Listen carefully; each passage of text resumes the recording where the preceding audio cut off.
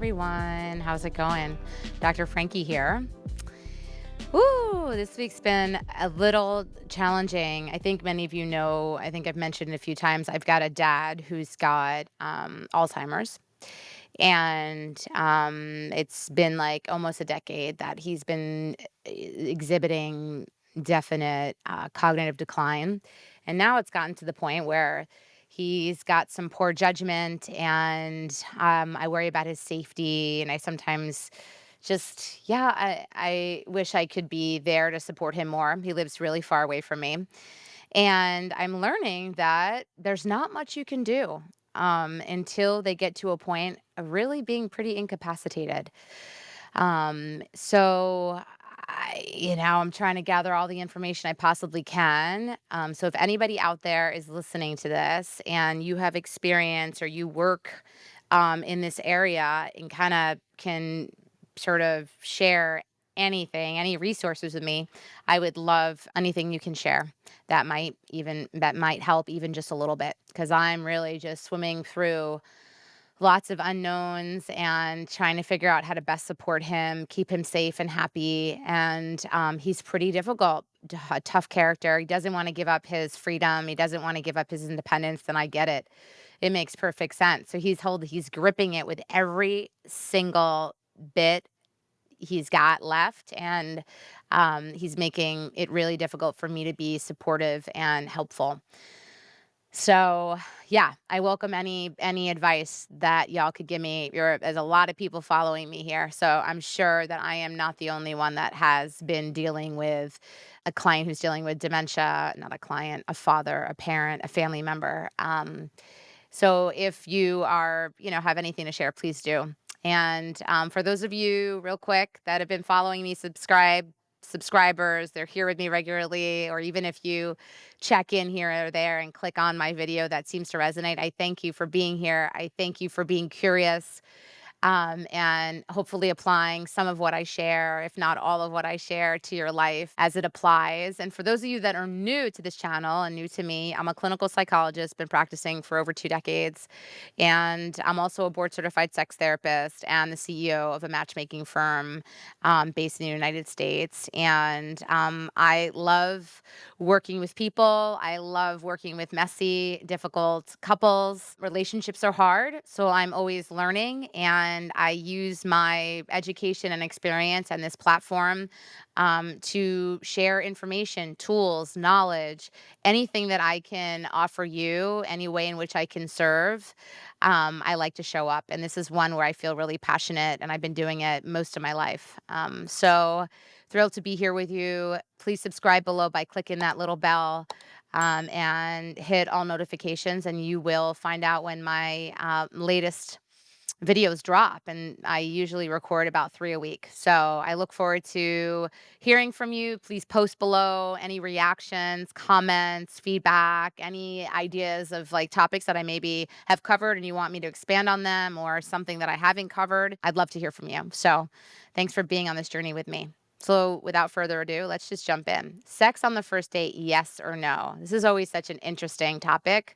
People have so many different ideas about it. So I want to share my thoughts. So much has changed about our cultural norms around sex and dating over the last few generations, but not everything. In an era of no strings attached, hookup apps, and situationships, it can still feel confusing to not know what it means to have sex on the first date or not. Will the choice you make impact your chances with a new person you like, or potentially relegate your new connection to the casual realm when you wanted something more committed? Here's the thing. Today, I'm going to share with you what I have to say about having sex on the first date. What's your personal history and relationship with sex? Your own comfort and pleasure should be the first priority in deciding when and how to have sex under any circumstances. Is sex something you find fun and fulfilling on a recreational basis? Do you like casual or low stakes sex? Is sex something associated with emotional intimacy or an important step on a relationship escalator for you? Which, if you're not familiar with an relationship escalator, go back to my previous video. I definitely have talked about it before. Do you have past sexual trauma that makes having sex something you prefer to engage in with trusted partners who know your history? Sex on the first date has no moral value, positive or negative, on its own. For some people, sex on the first date is a good way to test your chemistry or compatibility with someone, a way to dive deeper into the chemistry you're already feeling with someone you're hitting it off with, or just have fun.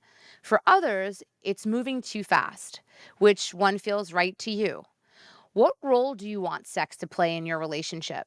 In general, it's a good practice to intentionally show up in the early stages of a new dating connection or relationship authentically and model the way you want the relationship to play out in the future.